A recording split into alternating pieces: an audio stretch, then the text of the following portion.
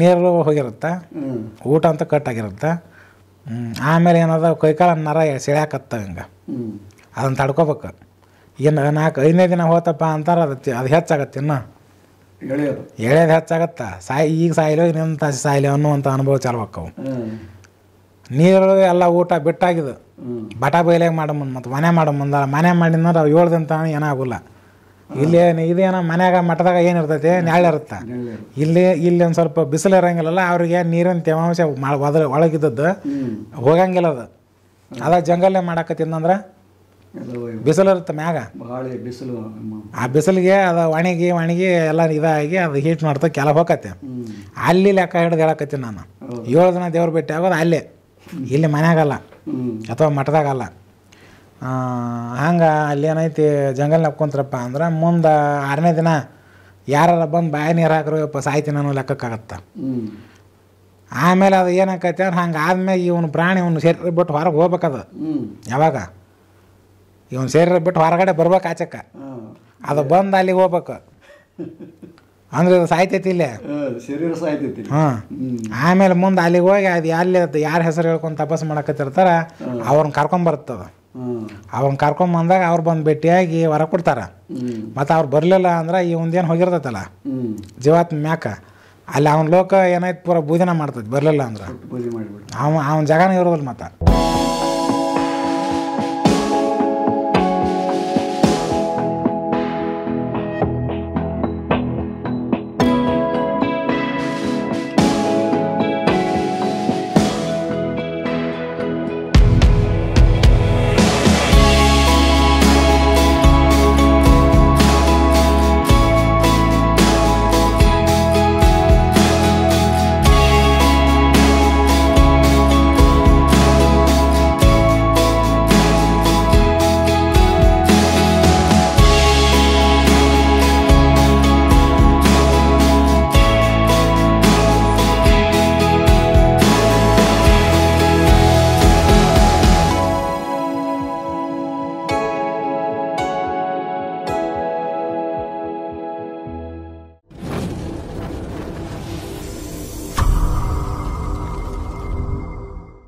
ನಮಸ್ಕಾರ ಎಲ್ಲ ಸ್ವದೇಶಿ ಮೀಡಿಯಾ ಚಾನೆಲ್ ವೀಕ್ಷಕರಿಗೆ. ಇವತ್ತು ನಾವು ಯೋಗಾನಂದ ಸ್ವಾಮಿಗಳ ಜೊತೆಗೆ ಸ್ವಲ್ಪ ಚರ್ಚೆಯನ್ನು ಮಾಡ್ತಾಯಿದ್ದೀವಿ ಕೆಲವೊಂದು ವಿಚಾರಗಳ ಬಗ್ಗೆ. ಈಗಾಗಲೇ ಸ್ವಾಮಿಗಳು 27 ಎಪಿಸೋಡ್ಗಳನ್ನು ಕೊಟ್ಟಿದ್ದಾರೆ. ಅನೇಕ ಜನ ಅವ್ರ ಬಗ್ಗೆ ಜಾಸ್ತಿ ಗೊತ್ತಿಲ್ಲ, ಏನೋ ಅವ್ರವ್ರಿಗೆ ಸಿಕ್ಕ ಹಾಗೆ ಕಾಮೆಂಟ್ ಹಾಕಿದ್ರು ಮೊದಮೊದಲು ಆಮೇಲೆಲ್ಲ ಮೊದಲು. ಬಟ್ ಯಾವುದೋ ಒಂದು ವಿಡಿಯೋ ಮಾಡಬೇಕು ಅಥವಾ ಶೂಟಿಂಗ್ ಮಾಡಬೇಕಂದ್ರೆ ಎಷ್ಟು ಶ್ರಮ ಇರುತ್ತೆ ಅಂತಂದು ಮಾಡಿದವರಿಗೆ ಗೊತ್ತಾಗುತ್ತೆ. ಆಮೇಲೆ ಎಲ್ಲರನ್ನೂ ಒಂದೇ ತಟ್ಟೆಯಲ್ಲಿ ಹಾಕಿ ತೂಗಕ್ಕೂ ಹೋಗಬಾರ್ದು. ಯಾಕೆಂದರೆ ನಾನು ಯೋಗಾನಂದ ಗುರುಗಳನ್ನು ಭಾಳಷ್ಟು ಹತ್ತಿರದಲ್ಲಿ ನೋಡಿದಂಥವನು. ಅವರು ನನಗೆ 1.5 ವರ್ಷದಿಂದ ಪರಿಚಯ. ಅವರು ಹೇಳುವಂಥ ಜ್ಞಾನವನ್ನು ನಾನು ಗಮನಿಸಿಬಿಟ್ಟು ನಾನು ನಮ್ಮ ಅರವಿಂದ್ ಅವರಿಗೆ ಇನ್ಫಾರ್ಮೇಷನ್ ಮಾಡಿದ್ದು, ಇವರು ಭಾಳಷ್ಟು ಜ್ಞಾನ ಇದೆ ಇವ್ರ ಹತ್ರ, ಸ್ವಲ್ಪ ಇವರು ವೀಡಿಯೋ ಮಾಡಿ ಅಂತಂದು ಇವ್ರಿಗೆ ಕೇಳ್ಕೊಂಡಿದ್ದು. ಆದರೂ ಸ್ವಾಮಿಗಳು ಕೂಡ ಒಪ್ಕೊಂಡಿರಲಿಲ್ಲ, ವಿಡಿಯೋ ಮುಂದೆ ಬರೋಕ್ಕೆ ಒಪ್ಕೊಂಡೇ ಇರಲಿಲ್ಲ. ಆದರೆ ನಾನು ಬಲವಂತ ಮಾಡಿ ಕರ್ಕೊಂಬಂದೆ. ಕಾರಣ ಏನಂದರೆ ಪುರಾಣಗಳ ಬಗ್ಗೆ ಜನಗಳಲ್ಲಿ ಒಂದು ಗೊಂದಲ ಇದೆ. ಅಂದರೆ ಪುರಾಣಗಳಂದರೆ ಅವು ದೊಡ್ಡ ಪುರಾಣ ಎಂಬ ಒಂದು ಭಾವನೆ ಜನರಲ್ಲಿದೆ. ಬಟ್ ಅದರಲ್ಲಿ ಏನಿದೆ, ಅದರ ಮಹತ್ವ ಏನು ಎಂಬುದು ಯಾರಿಗೂ ಗೊತ್ತಿಲ್ಲ. ಅದು ಪುರಾಣಗಳು ನಿಜವಾದ ಭಾರತದ ಇತಿಹಾಸ, ಅದು ಹೇಗೆ ಅಂತಂದು ಈಗಾಗಲೇ ಶ್ರೀಗಳವರು ಅನೇಕ ವಿಡಿಯೋದಲ್ಲಿ ಎಕ್ಸ್ಪ್ಲನೇಷನ್ ಮಾಡ್ಕೊತ ಹೋಗಿದ್ದಾರೆ. ಹಿಂದುಗಡೆಯಿಂದ ಸತ್ಯಯುಗದಿಂದ ಕಲಿಯುಗದವರೆಗೂ ಕೂಡ ಎಲ್ಲ ಎಕ್ಸ್ಪ್ಲೇನ್ ಮಾಡ್ಕೊತ ಹೋಗಿದ್ದಾರೆ, ಯಾವ್ಯಾವ ಪುರಾಣದಲ್ಲಿ ಏನೇನೆಲ್ಲ ಬರುತ್ತೆ ಅಂತಂದು. ಈ ನಂತರ ಕೂಡ ಅವರು ಬ್ರಹ್ಮಾಂಡ ಪುರಾಣದಲ್ಲಿ ಬರುವಂಥ ವಿಷಯಗಳನ್ನು ಕೂಡ ಅವರು ಮಾತಾಡಲಿದ್ದಾರೆ. ಆದರೆ ಅವರು ಬಾಲ್ಯದಲ್ಲಿ 10 ವರ್ಷದಲ್ಲೇ ಮನೆಯನ್ನು ತ್ಯಾಗ ಮಾಡಿದವರು. ಅವರು ಮನೆಯನ್ನು ತ್ಯಾಗ ಮಾಡಿ ತದನಂತರ ಅವರು ಉತ್ತರ ಭಾರತವನ್ನೆಲ್ಲ ಪರ್ಯಟನೆ ಮಾಡಿ ಪುರಾಣಗಳನ್ನು ಅಧ್ಯಯನ ಮಾಡಿದ್ದಾರೆ, ಸಂಪೂರ್ಣ ಪುರಾಣಗಳನ್ನು ಅಧ್ಯಯನ ಮಾಡಿದ್ದಾರೆ. ಅವರಿಗೆ ಆ ಜ್ಞಾನ ಇದೆ. ಹಾಗಾಗಿ ಆ ಜ್ಞಾನವನ್ನು ಬೇರೆಯವ್ರಿಗೆ ಗುರುತಿಸೋಕ್ಕಾಗೋದಿಲ್ಲ, ಅವರು ಸಾಧಕರಾಗಿದ್ದರೆ ಮಾತ್ರ ಗುರುತಿಸೋಕ್ಕಾಗತ್ತೆ. ಹಾಗಾಗಿ ನಾವು ಸಾಧಕರಾಗಿರೋದ್ರಿಂದ ಅವರನ್ನು ನಾನು ಗುರುತಿಸಿ ನಾನು ಅವ್ರನ್ನ ಭಾಳಷ್ಟು ಪರಿಪರಿಯಿಂದ ಕೇಳ್ಕೊಂಡೆ. ಯಾಕಂದರೆ ನಾವು ಕೂಡ ಮೆಕಾನಿಕ್ ಶಿಕ್ಷಣ ಓದಿದವರಾಗಿರೋದ್ರಿಂದ ನಮಗೆ ಅದನ್ನು ಸರಿಯಾಗಿ ಎಕ್ಸ್ಪ್ಲೇನ್ ಮಾಡೋಕ್ಕಾಗೋದಿಲ್ಲ, ಪುಸ್ತಕ ಇಟ್ಕೊಂಡು ಹೇಳ್ಬೇಕಾಗತ್ತೆ. ನಾನು ಕೆಲವೊಂದು ವಿಚಾರಗಳನ್ನು ಪುಸ್ತಕ ಇಟ್ಕೊಂಡು ಹೇಳ್ತೀನಿ, ಬಟ್ ಅವರಿಗೆ ಅದರಲ್ಲಿ ಸಂಪೂರ್ಣ ಅನುಭವ ಇದೆ ಯೋಗಾನಂದ ಸ್ವಾಮಿಗಳಿಗೆ. ಅದಕ್ಕೋಸ್ಕರ ನೀವೇ ಬಂದು ವಿಡಿಯೋ ಮಾಡಬೇಕು ಅಂತಂದು ಅವ್ನು ಬಲವಂತ ಮಾಡಿದೆ. ಕನಿಷ್ಠ 4 ತಿಂಗಳಿಂದ ಹಿಂದೆ ಬಿದ್ದರೂ ಕೂಡ ಅದು ಆಗಿರಲಿಲ್ಲ, ಅವರು ಬಂದಿರಲಿಲ್ಲ, ಅದು ಟೈಮ್ ಕೊಡಿ ಬಂದಿರಲಿಲ್ಲ. ಕೊನೆಗೆ ನಮ್ಮ ಅರವಿಂದ್ ಅವರು ಇದ್ದಲ್ಲಿಗೆ ಹೋಗಿ ಮಠಕ್ಕೆ ಹೋಗಿ ತಮ್ಮ ವಿಡಿಯೋ ಮಾಡಿಕೊಂಡು ತಗೊಂಬಂದು ಹಾಕಿದ್ರು. ನೋಡಿ, ಬೆಳಗ್ಗೆ 10 ಗಂಟೆಗೆ ವಿಡಿಯೋ ಸ್ಟಾರ್ಟ್ ಮಾಡಿದರೆ ರಾತ್ರಿ 10-11 ಗಂಟೆವರೆಗೆ ಒಂದೇ ದಿವಸದ ವಿಡಿಯೋಗಳು, ಅವು 26-27 ಎಪಿಸೋಡ್ ಏನು ಮಾಡಿದಾರಲ್ಲ ಅವು ಒಂದೇ ದಿವಸ ಮಾಡಿದ್ದಾರೆ. ಅವರು ಸ್ವಾಮಿಗಳಿಗೆ ಸ್ವಲ್ಪ ಡಿಸ್ಕ್ ಪ್ರಾಬ್ಲಮ್ ಇದೆ, ಬೆನ್ನಿಂದ ಸ್ವಲ್ಪ ಪ್ರಾಬ್ಲಮ್ ಇದೆ, ಆದರೂ ಕೂಡ 2 ತಿಂಗಳ ಅವರು ಸತತವಾಗಿ ಬೆಡ್ ರಿಡನ್ ಆಗಿದ್ದರು. ಅಂಥವರು ಅರವಿಂದ್ ಹೋದಾಗ ಒಂದು ದಿವಸ ಕುಂತ್ಕೊಂಡು 29 ಎಪಿಸೋಡ್ಗಳನ್ನು ಮಾಡಿಕೊಟ್ಟಿದ್ದಾರೆ. ಅಂದರೆ ಅದರಿಂದ ಎಷ್ಟು ಶ್ರಮ ಇದೆ ಅಂತ ಜನಗಳು ಕೂಡ ತಿಳ್ಕೋಬೇಕು. ಆಮೇಲೆ ಬಾಯ್ ಇದೆ, ಫೋನ್ ಇದೆ ಅಂತ ಏನೇನೋ ಕಾಮೆಂಟ್ ಮಾಡಬೇಡಿ, ಅವರ ಶ್ರಮಕ್ಕೆ ಬೆಲೆ ಕೊಡಿ. ನಾವು ಅವ್ರು ಕರ್ಕೊಂಬಂದಿರೋ ಉದ್ದೇಶ ಸತ್ಯ ಏನು, ಭಾರತದ ಇತಿಹಾಸ ಏನು ಅಂತ ಜಗತ್ತಿಗೆ ಗೊತ್ತಾಗಲಿ ಎಂಬ ಉದ್ದೇಶದಿಂದ ಕರ್ಕೊಂಬಂದಿದ್ದೀವಿ. ಯಾವುದೋ ವ್ಯವಹಾರ ಮಾಡೋಕ್ಕೋಸ್ಕರ ನಾವು ಕರ್ಕೊಂಬಂದಿಲ್ಲ. ಹಾಗಾಗಿ ಅವರು ಬೇರೆಯವ್ರಿಗೆ ಏನೋ ಕಾಮೆಂಟ್ ಹಾಕಿಬಿಡ್ತಾರಪ್ಪ ನಾನು ಒಲ್ಲೆ ಅಂತಂದು ಅವರಿಂದ ಸರ್ಕೊಂಡಿದ್ರು. ಇಲ್ಲ ಸ್ವಾಮಿಗಳೇ, ನೀವು ಬನ್ನಿ, ಉಪಯೋಗ ಉಪಯೋಗ ಆಗುತ್ತೆ ಅಂತಂದು ನಾನು ಕೂಡ ಹೇಳಿದ್ದೆ. ಅದಕ್ಕೆ ನನ್ನ ನಂಬರ್ ಕೂಡ ಕೊಟ್ಟಿದ್ದೆ, ನನ್ನದೇ ನಂಬರ್ ಅದಕ್ಕೆ ಇದ್ದಿದ್ದು. ನನಗೆ ಫೋನ್ ಬರ್ತಾ ಇದ್ದಿದ್ದು ವಿಪರೀತ ಫೋನ್ಗಳು ಅಂದರೆ ವಿಪರೀತ ಫೋನ್ಗಳು, ಅದನ್ನು ಎತ್ತ ಕೂಡ ಆಗ್ತಿದ್ದಿಲ್ಲ. ಆ ಒಂದು ಪರಿಸ್ಥಿತಿ ಬಂದುಬಿಡ್ತು. ಪರವಾಗಿಲ್ಲ, ಎಷ್ಟೋ ಜನ ನನ್ನನ್ನು ಕೇಳಿ ಪುರಾಣಗಳು ಎಲ್ಲಿ ಸಿಗ್ತವೆ, ಇವು ಯಾವ ಪುರಾಣಗಳು ಓದಬೇಕು ಅಂತ ಹಲವಾರು ಜನ ನನ್ನ ಕೇಳಿದ್ದಾರೆ, ತುಂಬ ಆಸಕ್ತಿಯಿಂದ ಕೇಳಿದ್ದಾರೆ. ಅಂಥವರಿಗೆಲ್ಲ ನಾನು ಹೇಳ್ತೀನಿ, ಹುಬ್ಬಳ್ಳಿಯಲ್ಲಿ ಸಾಹಿತ್ಯ ಭಂಡಾರದಲ್ಲಿ ಸಿಗುತ್ತವೆ ಈ ಗ್ರಂಥಗಳು. ಆಮೇಲೆ ಧಾರವಾಡದಲ್ಲಿ ಸಾಮಾಜಿಕ ಪುಸ್ತಕದಲ್ಲಿ ಸಿಗುತ್ತವೆ. ಆಮೇಲೆ ಬೆಂಗಳೂರಿನಲ್ಲಿ ಸಾಹಿತ್ಯ ಭಂಡಾರ ಅಂತ ಇದೆ, ಚಾಮರಾಜನಗರದಲ್ಲಿ, ಅಲ್ಲಿ ಹೋಗಿ ಯಾವುದೇ ಬುಕ್ ಸ್ಟಾಲನ್ನು ಮೀಟ್ ಮಾಡಿಬಿಟ್ಟು ಅವರ ಸಂಪರ್ಕದಿಂದ ತರಿಸ್ಕೊಳ್ಬೋದು ಅಂತಲೂ ನಾನು ಹೇಳಿದ್ದೀನಿ. ಬಹುಶಃ ಪುರಾಣ ಆಗಲಿ, ಬ್ರಹ್ಮಾಂಡ ಪುರಾಣ ಆಗಿರ್ಬೋದು, ಆಮೇಲೆ ಅನೇಕ ಪುರಾಣ, 18 ಪುರಾಣಗಳು ಕೂಡ. ಇವು ಒಂದು ಸಣ್ಣ ಪುಟ್ಟ ಪುರಾಣಗಳನ್ನು ತರಿಸ್ಕೊಳ್ಳೋಕೆ ಹೋಗಬೇಡಿ. 1-2 ವಾಲ್ಯೂಮ್ ಇರೋದು, ಅದು 10, 12, 15 ವಾಲ್ಯೂಮ್ಗಳು ಇರುವಂತಹ, ಅದು ವೇದವ್ಯಾಸರಿಂದ ಅದು ಭಾಷಾಂತರವಾಗಿರುವಂತಹ ಒಂದು ಪುರಾಣಗಳನ್ನು ನೀವು ಓದಿದಾಗ ನಮ್ಮ ಶ್ರೀಗಳು ಹೇಳಿರುವಂತಹ ಎಲ್ಲ ವಿಷಯಗಳು ನಿಮಗೂ ಕೂಡ ಅರ್ಥ ಆಗ್ತವೆ. ದಯವಿಟ್ಟು ಬೇಡ್ತಾರೆ ಕಾಮೆಂಟ್ಗಳು ಹಾಕಕ್ಕೆ ಹೋಗಬೇಡಿ. ನಮ್ಮ ಒಂದು ಶ್ರಮಕ್ಕೆ ಒಂದಿಟ್ಟು ಬೆಲೆ ಕೊಡಿ. ಆಮೇಲೆ ನಮ್ಮ ಅರವಿಂದ್ ಅವರು ಕೂಡ ಕಷ್ಟ ಬಿದ್ದು ಅಲ್ಲಿ ಬಾಗಲಕೋಟೆವರೆಗೆ ಹೋಗಿ ವಿಡಿಯೋ ಮಾಡಿದ್ದಾರೆ, ಅದಕ್ಕೂ ಕೂಡ ನೀವು ಒಂದು ಬೆಲೆ ಕೊಡಬೇಕು. ಬಾಯಿ ಬಂದಂಗೆಲ್ಲ ಕಾಮೆಂಟ್ ಮಾಡಬೇಡಿ. ಅನೇಕ ಜನ ಒಳ್ಳೆಯ ಅಭಿಪ್ರಾಯನ ವ್ಯಕ್ತಪಡಿಸಿದ್ದಾರೆ. ಆಮೇಲೆ ಅವ್ರನ್ನ ಭೇಟಿ ಆಗಬೇಕು ಅಂತ ಅನೇಕ ಜನ ಕೇಳಿದ್ದಾರೆ. ಆಮೇಲೆ ತಮ್ಮ ಕಷ್ಟ ಕಾರ್ಪಣ್ಯಗಳನ್ನು ಹೇಳ್ಕೋಬೇಕು, ಸ್ವಾಮಿಗಳನ್ನು ದರ್ಶನ ಮಾಡ್ಕೋಬೇಕು ಅಂತ ಅನೇಕ ಜನ ಹಂಬಲಿಸಿದ್ದಾರೆ. ಇನ್ನು ಮುಂದೆ ಬರುವಂಥ ಎಪಿಸೋಡ್ಗಳಲ್ಲಿ ಸ್ವಾಮೀಜಿಯವರ ಒಂದು ಮಠದ ವಿಳಾಸ ಹಾಗೂ ತದನಂತರ ಅವ್ರ ಫೋನ್ ನಂಬರ್ ಕೂಡ ಇನ್ನು ಮುಂದೆ ಬರುವ ಎಪಿಸೋಡಲ್ಲಿ ಹಾಕಲಾಗುತ್ತೆ. ಅನೇಕ ಜನ ನಮ್ಮನ್ನು ಕೇಳಿರೋದೇನೆಂದರೆ ನಮ್ಮನ್ನು ಭೇಟಿ ಮಾಡಿಸಿ ನಮ್ಮ ಸಂಪರ್ಕ ಮಾಡಿಸಿ ನಾವು ದರ್ಶನ ಮಾಡ್ಕೋಬೇಕು ಅಂತ ಎಷ್ಟೋ ಜನ ಕೇಳಿದರೆ. ಆಮೇಲೆ ಇನ್ನೂ ಕೆಲವು ಜನ ನಮಗೆ ಮಕ್ಕಳಾಗಿಲ್ಲ ರೀ, ಏನಾದರೂ ದಾರಿ ತೋರಿಸಿ ಅಂತ ಕೇಳಿದ್ದಾರೆ. ಇನ್ನೂ ಹಲವಾರು ಜನ ನಾವು ಸಾಲ ಮಾಡ್ಕೊಂಬಿಟ್ಟಿದ್ದೀರಿ, ಇದಕ್ಕೇನಾದರೂ ದಾರಿ ತೋರಿಸಿ ಅಂತ ಕೇಳಿದ್ದಾರೆ. ಅನೇಕ ಸಂಸಾರದಲ್ಲಿರುವಂಥ ಅನೇಕ ಪ್ರಶ್ನೆಗಳನ್ನೆಲ್ಲ ಕೇಳಿದ್ದಾರೆ. ಅದನ್ನು ಸ್ವಾಮೀಜಿಗಳೊಟ್ಟಿಗೆ ನಾನು ಮಾತಾಡೋದೇನೆಂದರೆ, ಅವರು ಯಾವ್ಯಾವ ವಿಚಾರದ ಬಗ್ಗೆ ಮಾರ್ಗದರ್ಶನ ಮಾಡ್ತಾರೆ, ಅವ್ರ ಟರ್ಮ್ಸ್ ಏನು, ಕಂಡೀಷನ್ ಏನು ಅಂತಂದು ಕೇಳಿಬಿಡುವ. ಈಗ ನಾವು ಕುಂಡಲ ರಾಜಯೋಗವನ್ನು ಕಲಿಸ್ಕೊಡ್ತೀವಿ, ನಾವು ಏನು ಕಲಿಸ್ಕೊಡ್ತಾ ಇದ್ವಿ, ಹೇಗೆ ಕಲಿಸ್ಕೊಡ್ತೀವಿ ಅಂತ ನಿಮ್ಗೆ ಈಗಾಗಲೇ ನಾವು ವಿಡಿಯೋದಲ್ಲಿ ಹೇಳಿದ್ದೀವಿ. ಆದರೆ ಶ್ರೀಗಳವರು ಏನಾದರೂ ಕಲಿಸ್ಕೊಡ್ಬೇಕಂದ್ರೆ, ತಪಸ್ಸನ್ನು ಮಾಡೋದು ಕಲಿಸ್ಕೊಡ್ಬೇಕಂದ್ರೆ ಅಥವಾ ಸಾಧನೆ ಮಾಡೋದು ಕಲಿಸ್ಕೊಡ್ಬೇಕಂದ್ರೆ ಅವರಿಗೆ ಯಾವ ಯಾವ ಯೋಗ್ಯತೆಗಳು, ಯಾವ ಯಾವ ಮಾನದಂಡ ಇರಬೇಕು ಅಂತಂದು ಸ್ವಾಮೀಜಿಯವರೇ ಅವ್ರ ಬಾಯಿಂದ ಹೇಳ್ತಾರೆ. ಅಂಥವರು ನೇರವಾಗಿ ಸ್ವಾಮೀಜಿಗಳ ಆಶ್ರಮಕ್ಕೆ ಭೇಟಿ ಕೊಡಿ ಅಥವಾ ಫೋನ್ ಮಾಡಿ ಆ ಸ್ವಾಮೀಜಿಗಳ ಆಶ್ರಮಕ್ಕೆ ಭೇಟಿ ಕೊಟ್ಟು ನಿಮ್ಮ ಸಮಸ್ಯೆಯನ್ನು ಪರಿಹಾರ ಮಾಡಿಕೊಳ್ಳಿ ಅಥವಾ ಸಾಧನೆಯ ಮಾರ್ಗದರ್ಶನವನ್ನು ಪಡೆದುಕೊಳ್ಳಿ ಅಂತ ಹೇಳ್ತಾ ಸ್ವಾಮೀಜಿಗಳಲ್ಲಿ ಒಂದು ಪ್ರಶ್ನೆಯನ್ನು ಕೇಳ್ತೀನಿ. ಸ್ವಾಮೀಜಿಗಳೇ, ಮೊಟ್ಟ ಮೊದಲಾಗಿ ನಿಮಗೆ ಅನಂತ ನಮಸ್ಕಾರಗಳನ್ನು ತಿಳಿಸ್ತೀನಿ. ಯಾಕಂದರೆ ನಮ್ಮ ಒಂದು ಕೋರಿಕೆಗೆ ಹೋಗೊಟ್ಟು ವಿಡಿಯೋ ಮಾಡ್ಕೊಂಡು ಒಪ್ಕೊಂಡಿದ್ದೀರ. ಯಾಕಂದರೆ ಅನೇಕ ಜನ ಸಾಧು ಸಂತರು ವಿಡಿಯೋ ಮಾಡೋದಕ್ಕೆ ಮುಂದೆ ಬರೋದಿಲ್ಲ, ಯಾಕಂದರೆ ಅವರು ಅಜ್ಞಾತರಾಗೇ ಉಳಿದು ಬಿಡ್ತಾರೆ. ಆದರೆ ನಿಜವಾದ ಜ್ಞಾನ ಇರುವಂಥವರು ದೂರ ಉಳಿದು ಬಿಡ್ತಾರೆ, ಜ್ಞಾನ ಇರೋರು ಹೊರಗಡೆ ಬರೋದಿಲ್ಲ. ಹಾಗಾಗಿ ಜನಕ್ಕೆ ಸತ್ಯ ತಲುಪೋದು ಸ್ವಲ್ಪ ಕಷ್ಟವಾಗಿದೆ. ಧೈರ್ಯ ಮಾಡಿ ನೀವು ಮುಂದೆ ಬಂದಿದ್ದೀರಾ. ಹೀಗೆ ನೀವು ಯಾವ ಯಾವ ವಿಚಾರದಲ್ಲಿ ಯಾವ ಯಾವ ಯೋಗಗಳ ಬಗ್ಗೆ ಅಥವಾ ಯಾವ ಯಾವ ಸಾಧನೆಗಳ ಬಗ್ಗೆ ದೀಕ್ಷೆ ಕೊಡ್ತೀರಿ, ಮಾಹಿತಿ ಕೊಡ್ತೀರಿ, ಮಾರ್ಗದರ್ಶನ ಮಾಡ್ತೀರಿ, ಅವ್ರಿಗೆ ಏನು ಯೋಗ್ಯತೆ ಇರಬೇಕು, ಏನು ಅರ್ಹತೆ ಇರಬೇಕು, ಇದನ್ನು ದಯವಿಟ್ಟು ತಿಳಿಸ್ಕೊಡಿ ನಮ್ಮ ಆಡಿಯನ್ಸ್ಗೆ. ಈಗ ಅದರೊಳಗೆ ನಾನು 25-26ನೇ ವಯಸ್ಸಿಗೆ ಮನೆ ಬಿಟ್ಟೆ. ಈ ಲೈನೊಳಗೆ ನನ್ನ ಅನುಭವ ಅಂದ್ರೆ ಸಾಕಷ್ಟು ಐತಿ. ನನ್ನ 10ನೇ ವಯಸ್ಸಿನಿಂದ ಹೇಳೋದು ನಾನು ಆಧ್ಯಾತ್ಮ ಲೈನೊಳಗೆ ಇದ್ದೀನಿ. 26ನೇ ವಯಸ್ಸಿಗೆ ನಮ್ಮ ಗುರುಗಳು ಸಿಕ್ಕ ಭೇಟಿಯಾಗಿ ದೀಕ್ಷಾನ ತೊಗೊಂಡ್ಮೇಲೆ ಪೂರ್ತಿ ಮನೆ ಲಿಂಕ್ ತಪ್ಪಿ ಹೋಯ್ತು. ಅಂದಾಜು ಈಗ ಒಂದು 10-12 ವರ್ಷ ಹೆಚ್ಚು ಕಡಿಮೆ ಮೇಲೆ ಆಯ್ತು.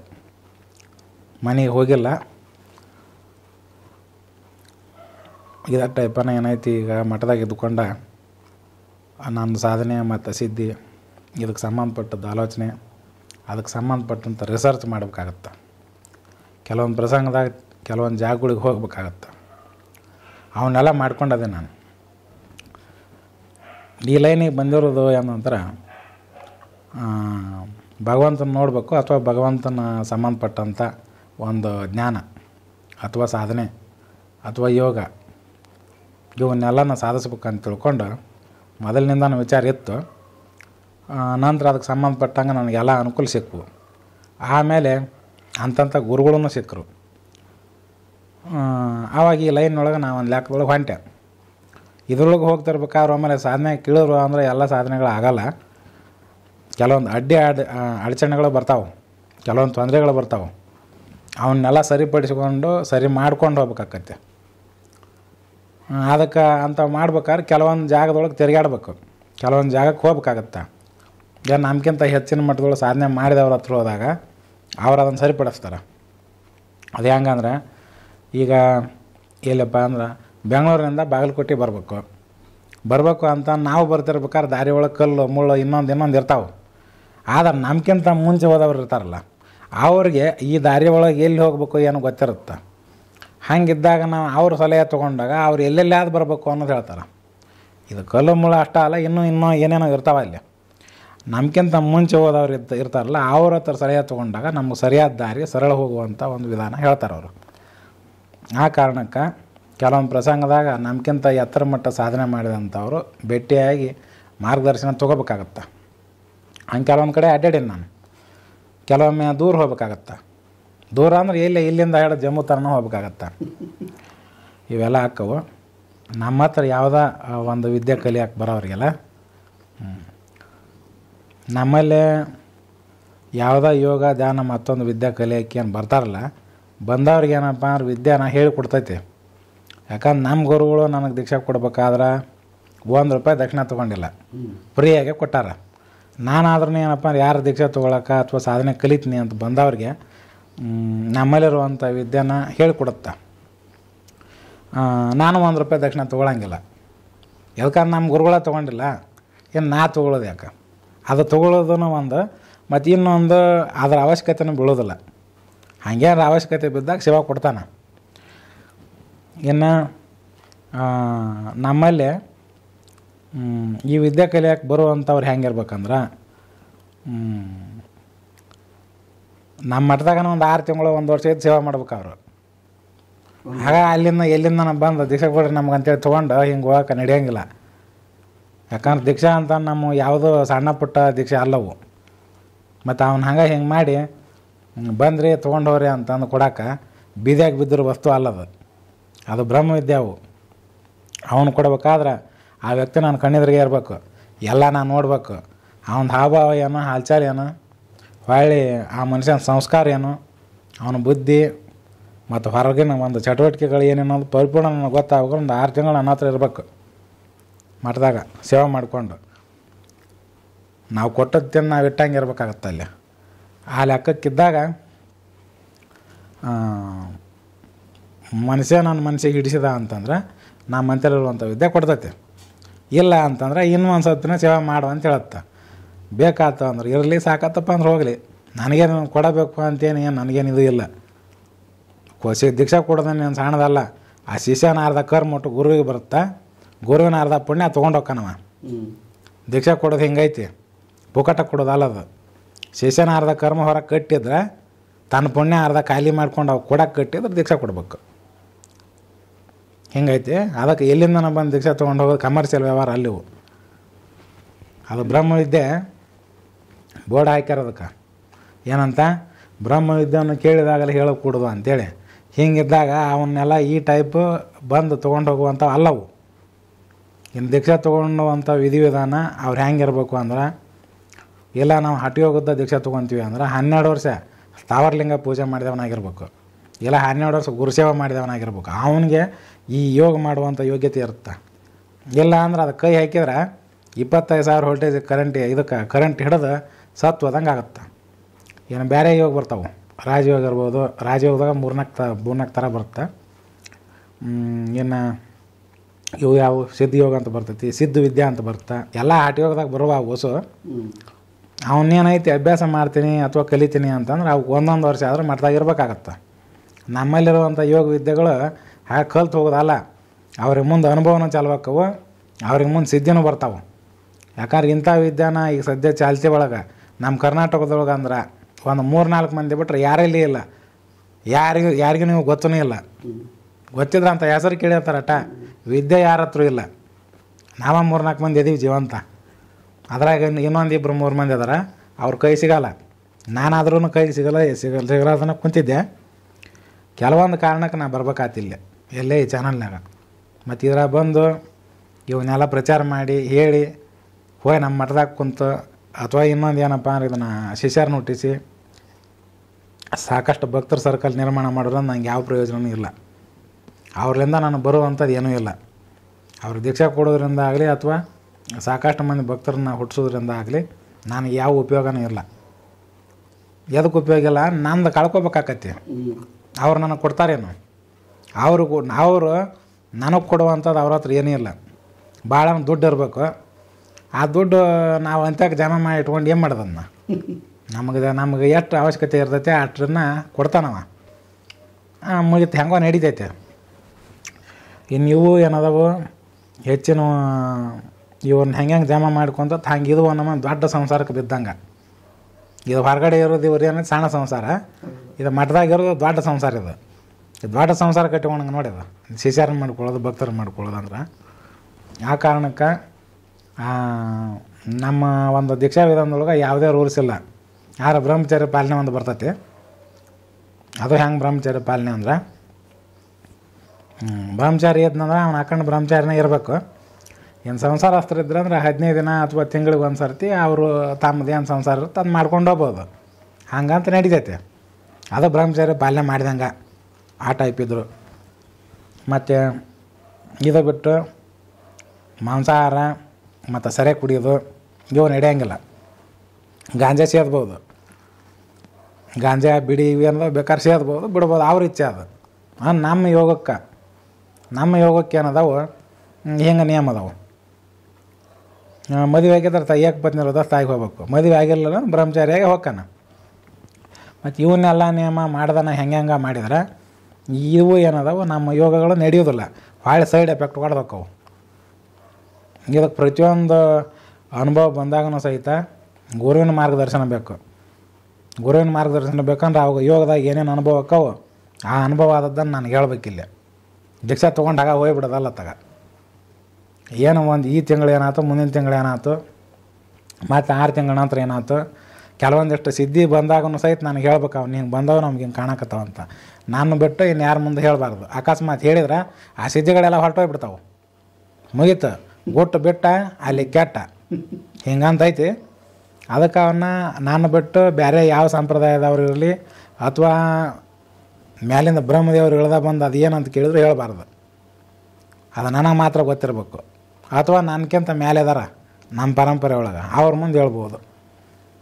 ಅಲ್ಲ ಅವ್ರು ಸಿಗೋದು ಇಲ್ಲ ಬಿಡಿ ಅವ್ರಿಗೆ ಹೇಳಕ್ಕೆ. ಇನ್ನು ದೀಕ್ಷಾನ ಯಾವ ತೊಗೊತಾರ ಆ ಸಾಧನೆ ಮಾಡ್ಕೊತದಾಗ ಅನುಭವ ಬರ್ತಾವೆ ಅವ್ರಿಗೆ. ಮತ್ತು ನನ್ನಲ್ಲಿ ಇನ್ನೂ ಒಂದು ಐತಿ, ದೀಕ್ಷಾ ಕೊಟ್ಟದ್ದನ್ನು ಹೊಳ್ಳಿ ಹಿಂದಕ್ಕೆ ತೊಗೊಳ್ಳುವಂಥ ವಿದ್ಯೆನೂ ಐತಿ. ಭಾಳ ಸಂಪ್ರದಾಯದಾಗ ಇಲ್ಲಿದು ದೀಕ್ಷಾ ಕೊಟ್ರಂದ್ರೆ ಮುಗಿತ ಅಲ್ಲಿಗೆ. ಅವ ಹೋದ ಇದ್ರಿದ್ದ. ಇಲ್ಲಿ ಏನೈತೆ ಅಂದ್ರೆ ದೀಕ್ಷಾ ಕೊಟ್ಟ ನಂತರ ಮನುಷ್ಯ ಏನಾರ ಸ್ವಲ್ಪ ಹುಚ್ಚುಚ್ಚಾಕಾರ ಮಾಡಾಕತ್ತಿದ್ರ ಅಥವಾ ಅದನ್ನ ಏನಾರ ದುರುಪಯೋಗ ಮಾಡಾಕತ್ತಿದ್ರ ಕೊಟ್ಟದ್ದನ್ನು ಹಿಂದಕ್ಕೆ ತೊಗೊಳ್ಳುವಂಥ ವಿದ್ಯೆ ನನಗೆ ನಮ್ಮದ್ರಾಗ ಐತಿ. ನಮ್ಮವ್ರಿಗೆ ಎಲ್ಲರಿಗೂ ಗೊತ್ತದ. ಇಲ್ಲಿಂದ ದೀಕ್ಷಾ ತೊಗೊಂಡು ಅಮೇರಿಕದಾಗ ಕುಂತಿರಲಿ, ಇಲ್ಲಿಂದ ನಾನು ಹಿಂದಕ್ಕೆ ತೊಗೊತೀನಿ ಊಟ. ಅದನ್ನು ಅವಾಗೇನೇನು ಸಿದ್ಧಿ ಆಗಿ ಅವಾಗೇನೇನು ಚಮತ್ಕಾರ ಮಾಡ್ಕೊತ ಇದ್ದವನ ಆಗಿರಲಿ. ಮತ್ತು ಇಲ್ಲಿ ಬಂದ್ ಮಾಡಿದಾರ ಅವ್ನು ಹೊಸು ಬಂದ. ಅಲ್ಲಿ ಮೇನ್ ಸ್ವಿಚ್ ನನ್ನ ಹತ್ರ ಇರ್ತೈತಿ. ಎಷ್ಟಾರ ಲೈಟ್ ಹಚ್ಕೊಳ್ಳಿ, ಆ ವೈರ್ ತೊಗೊಂಡು ಎಷ್ಟು ಲೈಟ್ ಹಚ್ಕೊಂಡು ದೊಡ್ಡ ಅರ್ಮನೆನ ಕಟ್ಟಿದ ಅದ್ರ ತುಂಬ ಲೈಟ್ ಹಾಕಿರಲಿ. ಸ್ವಿಚ್ ತೆಗೆದ್ಬಿಟ್ರೆ ಹೆಂಗೆ ಅಷ್ಟು ಲೈಟ್ ಗಪ್ ಹಾಕವು ಹಂಗೆ ಇಲ್ಲಿ ಕೀಲ ಇರ್ತದೆ ತೆಗೆದ ಅವ್ನು ಸಿದ್ಧಿ ಓಟು ಹೋಕ್ಕವ ಅಲ್ಲಿ. ಅದ್ರ ಸಲುವಾಗಿ ನಮ್ಮಲ್ಲೇ ಬಂದು ಇವನ್ನೆಲ್ಲ ಕಲ್ತು ಇದನ್ನು ಮಾಡ್ತೀವಿ ಅಂತಂದ್ರೆ ಇಲ್ಲದಾವು ಇಷ್ಟೆಲ್ಲ ನಿಯಮ ಬರ್ತಾವೆ. 6 ತಿಂಗಳಿಂದ 1 ವರ್ಷ ಸೇವೆ ಮಾಡ್ಬೇಕು ಮಠದಾಗಿದ್ದು. ಆ ಮನುಷ್ಯ ನನ್ನ ಮನಸ್ಸಿಗೆ ಹಿಡಿಸ್ಬೇಕು. ಅವನ ಗುಣಗಳು ಅವನ ಗುಣಗಳು ನನ್ನ ಮನಸ್ಸಿಗೆ ಒಪ್ಪಿಗೆ ಆಗ್ಬೇಕು. ಹಂಗೆ ಬಂದರು ಒಂದು ಮಂದಿ ಬಂದಿದ್ದು ಕಳಿಸಿದ್ರಲ್ಲ ನಿಮ್ಮರನ್ನ, ಏನಂತಂದ್ರೆ ಮಠ ಒಂದೇನು ಕಸ ಹೊಡಿತಿದ್ದಿಲ್ಲ, ಸುತ್ತ ಅರ್ಧ ಕಸ ಬೀಳ್ತಪ್ಪ ಅಂದ್ರೆ ಅದು ಅಲ್ಲೇ ಆದ್ರೆ ಅವು ಕುಂತು ಎದ್ದು ಹೋಗಿದ್ರು ಅವರು. ಊಟ ಮಾಡಿದ್ರೆ ತಮ್ಮ ತಾಟ ಅಷ್ಟ ತೊಳ್ಕೊಂಡು ತೊಳೆದಿಟ್ಟು ಹೋಗ್ಬಿಡ್ರ. ನನಗೆ ಎದ್ದು ಕುಂದ್ರಕ್ಕೆ ಬರೋದು ಪರಿಸ್ಥಿತಿ ಇತ್ತು. ಈಗ ಅನ್ಬಿಡಿ ಈಗ ಸುಧಾರಿಸ್ಕೊಂಡು ಈಗ. ಆದರೆ ಈಗ ಇವರಿಂದ 2 ತಿಂಗಳಿಂದ ತಿಂಗಳಾತಲ್ರಿ, ತಿಂಗಳಿಂದ ಬಂದಾಗ ಹಾಸಿಗೆ ಗಿಡದ ಮನ್ಕೊಂಡಿದ್ದಾನೆ 2 ತಿಂಗಳಿಂದ. ಇವ್ರು ಬಂದಾಗ ನಾ ಎದ್ದು ಕುಂತದ್ದು. ಮತ್ತು ಈಗ ಏನೈತಿ, ಈಗ ಎಲ್ಲಿ ಬೇಕಲ್ಲ ತಿರುಗಾಡ್ತೀನಿ, ಅಡ್ಡಾಡ್ತೀನಿ. ಆತು ಇನ್ನೊಂದು 15-20 ದಿನ ಪೂರ ಆರಾಮ ಆದಂಗೆ ಇದು. ಹಂಗಿದ್ದಾಗ ಆ ಊಟ ಮಾಡಿ ತಾಟ ಆ ಮಠದ ಹುಡ್ರು ಬಂದು ಅವ್ರು ತೊಳ್ದಾರ. ನಿಮ್ಮಾರು ಕಳಿಸ್ತಾರ ಊಟ ಮುಟ್ಟಲಿಲ್ಲ ಅವನ್ನ. ಇವು ಏನು ಈ ಟೈಪ್ ಸಿಸ್ಯಾರ. ಅದಕ್ಕೆ ನಮ್ಮ ವಿಧಿವಿಧಾನ ನಮ್ಮ ದಾರಿ ಹಿಂಗದಾವು. ದೊಡ್ಡವ್ರಿರಲಿ ಸಣ್ಣವ್ರಿರಲಿ ಅವ್ರು ಯಾವುದೇ ಧರ್ಮದವ್ರು ಇರಲಿ, ನನ್ನ ಮನಸ್ಸಿಗೆ ಹಿಡಿಸ್ತಪ್ಪ ಕೊಡ್ತೀನಿ ಅವನ್ನ. ಅವ್ರು ಸಾಧನ ಮಾಡ್ಕೊಂಡು ಹೋಗಲಿ. ಅವ್ರು ನನಗೆ ಕೊಡುವಂಥ ಒಂದು ಗುರುದಕ್ಷಿಣೆ ಏನಂದ್ರೆ, ಅವ್ರ ಸಾಧನ ಸಿದ್ಧಿ ಮಾಡ್ಕೊಂಡ ನಂತರ ಏನು ಅವ್ರಿಗೆ ಮುಂದೆ ಅನುಭವ ಚಾಲುವಾಗಿ ಸಮಾಧಿ ಹತ್ತೋದು ಮತ್ತೊಂದು ಹಾಕವ, ಅದ ಅವ್ರು ನನಗೆ ಕೊಡುವಂಥದ್ದು ಗುರುದಕ್ಷಿಣೆ ಆಗುತ್ತೆ. ಅವ್ರಲಿಂದ ನನಗೇನು ಬೇಕಾಗಿಲ್ಲ. ಯಾಕಂದ್ರೆ ಅವರು ಉದ್ಧಾರ ಆಗಿ ಮ್ಯಾಲೆ ಹೋದ್ರಂದ್ರೆ ನಾನು ಹೋದಂಗೆ. ಯಾಕಂದ್ರೆ ಅದು ನಾನು ಕೊಟ್ಟು ವಿದ್ಯೆ ಇರುತ್ತಲ್ಲ, ಮತ್ತು ಅವ್ರು ಮುಂದೆ ಹೋದ್ರೆ ನಾವು ಹೋದಂಗೆ ಅದು ಹೌದಲ್ಲ. ಹಿಂಗೆ ನಮ್ಮ ಒಂದು ಹಿಂಗೆ ಅದಾವ ರೂಲ್ಸು ನಮ್ಮ ದಾರಿ ಒಳಗೆ. ಈ ರೀತಿಯಲ್ಲಿ ದೀಕ್ಷೆ ಕೊಡ್ತೀರ ನೀವು? ದೀಕ್ಷೆ ಕೊಟ್ಟರೆ ಈ ಥರ ಕಂಡೀಷನ್ಸ್ ಇರುತ್ತೆ. ಇವು ಎಲ್ಲ ಕಂಡೀಷನ್. ಇದಕ್ಕೆ ಈ ಕಂಡೀಷನ್ನಿಗೆ ಅವ್ರು ಬಂದ್ರೆ ತೊಗೊತಾರೆ. ಈ ಕಂಡೀಷನ್ಗೆ ನನಗೆ ಅವ್ರು ಹೊಂದಲಿಲ್ಲ ಅಂದ್ರೆ ಸುಮ್ಮನೆ ಹೋಗ್ಬೋದು. ಯಾತಾಗಿಂದ ಬಂದಿರ್ತಾರೆ ಆತಾಗ. ಈಗ ಅನೇಕ ಜನ ಪ್ರಶ್ನೆ ಏನು ಕೇಳಿದ್ರೆ ಅಂದರೆ, ತಪಸ್ಸಿನ ಬಗ್ಗೆ ಮಾರ್ಗದರ್ಶನ ಕೊಡಿ ಗುರುಗಳೇ, ನಾನು ಅಲ್ಲೇ ತಪಸ್ಸಿಗೆ ಕುಂತ್ಕೊಂಡ್ಬಿಟ್ಟಿದ್ದೀನಿ ಅಂತ ಕೆಲವರು ಫೋನ್ ಮಾಡ್ತಾಯಿದ್ರು. ಅಂದರೆ ಈಗ ತಪಸ್ಸು ಎಂಥವ್ರು ಮಾಡಬೇಕು, ತಪಸ್ಸು ಮಾಡುವಾಗ ಒಂದೊಂದು ದಿನಕ್ಕೆ ಏನೇನು ಅನುಭವಗಳಾಗ್ತವೆ, ಸ್ವಲ್ಪ ಇದ್ರ ಬಗ್ಗೆ ವಿವರಣೆ ಕೊಡಿ. ಭಾಳಷ್ಟು ಜನ ಕೇಳಿದ್ದಾರೆ ಈ ಪ್ರಶ್ನೆಯನ್ನು. ತಪಸ್ಸು ಮಾಡುವಂಥದ್ದು ಅಂತಂದ್ರೆ ಅದರ ದಾರಿನ ಬೇರೆ. ಇನ್ನು ಯೋಗ ಧ್ಯಾನ ಮಾಡಿದ್ರೆ ಇದರ ದಾರಿ ಬೇರೆ. ಜೊತೆಗೆ ಹೊರಗಡೆ ಧ್ಯಾನ ಮಾಡೋದು ಹೇಳ್ಕೊಡ್ತಾರೆ. ತಪಸ್ಸಿನ ದಾರಿ ಯಾರಿಗೂ ಗೊತ್ತಿಲ್ಲ. ಅವು ಕೆಲವೊಂದು ಪುರಾಣದಾಗ ಬರ್ದಾರ, ಹಿಂದೆ ಅವ್ರು ಹಿಂಗೆ ಮಾಡಿದ್ರು ಅಂಥೇಳಿ. ತಪಸ್ಸು ಅಂತಂದ್ರೆ ಶರೀರಕ್ಕೆ ಚಿತ್ರಹಿಂಸೆ ಕೊಟ್ಟು ಮಾಡುವಂಥದ್ದು, ಶರೀರದಿಂದ ಮಾಡುವಂಥದ್ದು. ಒಬ್ಬರು ಎಲ್ಲೇ ಇದ್ರ ಹತ್ರ ಓಂಕಾರೇಶ್ವರ ಕಡೆ ಒಬ್ಬರು ತಪಸ್ಸು ಮಾಡಿದರು. ಒಂದೇ ಕಾಲ ಮ್ಯಾಗ ನಿಂದ್ರದು. ಒಂದೇ ಕಾಲ ಮ್ಯಾಗ ನಿಂತಾಗ ಪಂಚಾಕ್ಷರಿ ಮಂತ್ರ ಹೇಳ್ಕೊತಾನೆ ಇರೋದು. ಒಂದು ಹತ್ರ ನಿಂತು ಬಿಡೋದು. ಅವ್ರು ನಿದ್ದು ಬಂತಪ್ಪ ಮುಂದೆ ಒಂದು ಪಳೆ ಕಟ್ಟಿರ್ತಾರೆ. ಈಗ ಮ್ಯಾಗ ಅವಕ್ಕೆ 2 ಕಂಬ ಇದನ್ನು ಮಾಡಿ ಆ ಕಂಬಕ್ಕೆ ಚೈನ್ ಕಟ್ಟಿ ಒಂದು ಪಳೆ ಕಟ್ಟಿರ್ತಾರೆ. ನಿದ್ದು ಬಂತಂದ್ರೆ ಅದ್ರ ಮೇಲೆ ಹಂಗೆ ಹಿಂಗೆ ಕೈ ಇಟ್ಕೊಂಡು ಅಷ್ಟ ಅಲ್ಲೇ ಕಾಲಂತೂ ಎತ್ತುವಂಗಿಲ್ಲ, ಅದನ್ನ ಅದು ಅಲ್ಲೇ ಇರುತ್ತೆ. ಅಲ್ಲೇ ಅದ್ರ ಮ್ಯಾಗ ಸ್ವಲ್ಪ ಬಗ್ಗೆ ನಿದ್ದೆ ಮಾಡೋದು. ಅದ್ರ ಮ್ಯಾಗ ಬಗ್ಗೆ ನಿದ್ದೆ ಮಾಡೋದು. ಇನ್ನು ಏನಪ್ಪ ಅಂದ್ರೆ ಅವ್ರ ದಿನಕ್ಕೆ 1 ಟೈಮ್ ಊಟ ಮಾಡ್ತಿದ್ರು. ಊಟ ಅಂದರೆ ಒಂದು ಚೊಲೋತ್ನಾಗನ ಊಟ ಅದು. ಏನು ಹೊರಗಡೆ ಹೋಗೋದು ಬಂತಪ್ಪ ಅಂತ ಅಂದಾಗ ಮಾತ್ರ ಕಾಲು ಇಳಿಸಿ ಹೊರಗಡೆ ಹೋಗೋದು ಮತ್ತು ಹಂಗೆ ನಿಂದ್ರದು. ಎಷ್ಟು ವರ್ಷ ಮಾಡಿದ್ರಿ ಹಂಗತ್ತೆ 3 ವರ್ಷ ಮಾಡ್ಯಾರ. 3 ವರ್ಷ ಮಾಡ್ಯಾರ.